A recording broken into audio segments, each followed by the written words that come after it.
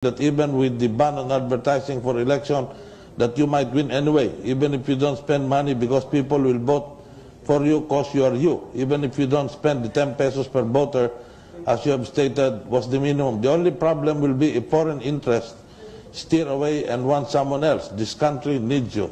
And may I add that under the Omnibus Election Code, foreign intervention in the Philippine electoral process, direct or indirect, is absolutely proscribed and is a ground for a disqualification of the candidate. Are you joining the LDP and other parties about Secretary Ramos, about his trip to Zurich?